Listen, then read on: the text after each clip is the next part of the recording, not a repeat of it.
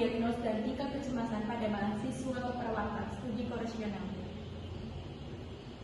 Yang mencakup judul artikel, jumlah variabel, gap, desain penelitian, alat penelitian, sampel, besar sampel, skala ukur, dan statistik univariat dan bivariat. Selanjutnya kita masuk ke judul artikel, yakni self-diagnose dan tingkat kecemasan pada mahasiswa keperawatan studi korasional. Lalu pada artikel tersebut memiliki dua variabel. Yang pertama variabel independen atau variabel X, yakni perilaku self-diagnose, serta variabel dependen, yakni variabel Y, yaitu tingkat kecemasan. Pada penelitian ini ingin mengetahui apakah ada hubungan antara kebiasaan mendiagnosis diri sendiri dengan munculnya kecemasan. Selanjutnya ada gap. Yang pertama, fenomena self-diagnosis itu sangat meningkat terutama di kalangan mahasiswa keperawatan karena mudahnya akses internet di zaman sekarang. Jadi mahasiswa keperawatan sangat mudah untuk mendapatkan informasi apapun sekarang karena mudahnya internet.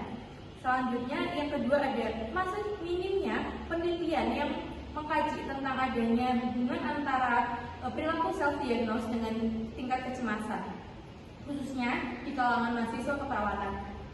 Lalu ada gap yang terakhir, yaitu mahasiswa keperawatan memiliki pengetahuan dan kecerdasan tentang kesehatan yang mendasar, namun sering mengandalkan pengetahuan tersebut tanpa konfirmasi profesional sehingga meningkatkan kecemasan. Selanjutnya desain penelitian. Desain penelitian ini yakni deskriptif kuantitatif dengan pendekatan korasional. Maksudnya mengukur secara kuantitatif dengan cara pendekatan hubungan, apakah ada hubungan atau tidak. Selanjutnya ada alat penelitian, yakni ada kuesioner self-diagnose, di mana di sini terdapat 10 pertanyaan tertutup dengan jenis pertanyaan favorable dengan jawaban terbatas. Biasanya pilihan yang sudah ditentukan, contohnya yaitu sangat setuju, SS, setuju, S, tidak setuju, TS, sangat tidak setuju, STS, yakni dengan menggunakan Likert scale. Responden tidak memberikan jawaban bebas, hanya memilih opsi yang tersedia dengan skala 4 poin. Skala ini bisa dikenal dengan skala Likert scale, yakni skala yang digunakan untuk mengukur tingkat persetujuan, persepsi, atau sikap seseorang terhadap pernyataan yang diajukan tanpa opsi netral, agar responden memilih kecenderungan sikap secara jelas. Selanjutnya ada kuesioner tingkat kecemasan menggunakan ZSAR, yakni Zoom Self-Anxiety Rating Scale, di mana terdapat 20 pertanyaan, di mana 5 pertanyaan favorable dan 15 pertanyaan unfavorable. Sama menggunakan skala Likert scale, di mana rehabilitas alpha konveksinya 0,71. Rehabilitas alpha konveks yaitu rehabilitas untuk mengukur seberapa konsisten dalam menentukan jawaban dari setiap pertanyaan tersebut, di mana terdapat nilai 0,71 artinya baik untuk dilakukan penelitian. Pada kuesioner self-diagnose terdapat rehabilitas alpha konveks sebesar 0,852, artinya pada penelitian ini sangat baik untuk dilakukan dan sangat baik untuk dilakukan sebagai diagnosa diri. Selanjutnya ada sampel. Pada penelitian ini menggunakan sampel mahasiswa keperawatan yang terindikasi melakukan self-diagnose di Universitas Pendidikan Indonesia Kampus Sumedang. Lalu ada besar sampel. Besar sampel pada penelitian ini menggunakan 204 responden. Metode pengambilan sampel yaitu proportional stratified random sample untuk memastikan keterwakilan proporsional. Maksudnya yaitu sampel diambil secara acak namun sesuai dengan proporsi yang sudah ditentukan tersebut. Selanjutnya ada skala ukur self-diagnose. Diberikan beberapa kriteria, yakni sangat rendah dengan rentang nilai 10 sampai 17, rendah 18 sampai 24, kuat 25 sampai 32, sangat kuat 33 sampai 40.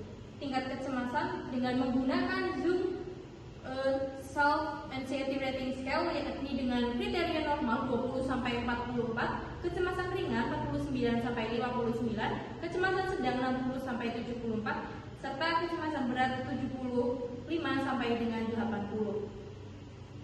Selanjutnya, statistik univariat dan juga bivariat.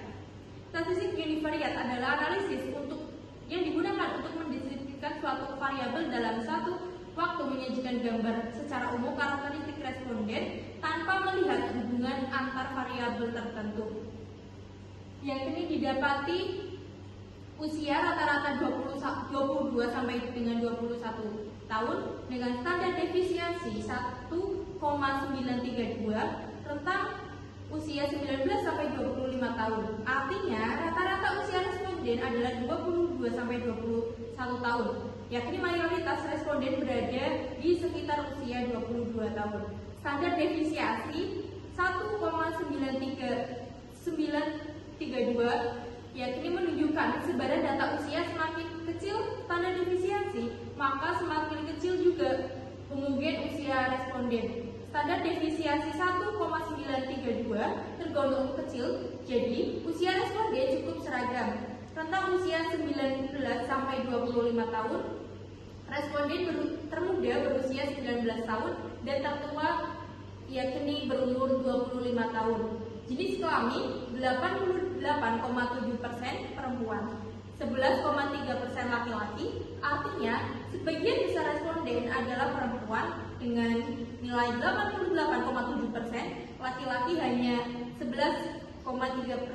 Ada ketimpangan jumlah responden berdasarkan jenis kelamin.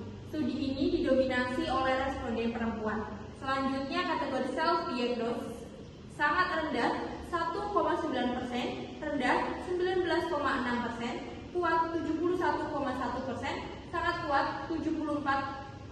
Artinya self-diagnosis mengukur tingkat kemampuan atau kepercayaan diri responden dalam mendiagnosis diri sendiri. Distribusi hasilnya yakni mayoritas responden memiliki kemampuan self-diagnosis atau menganalisis diri sendiri dengan nilai 71,1%, sedangkan hanya sebagian kecil responden memiliki kemampuan yang rendah dengan nilai 1,9%.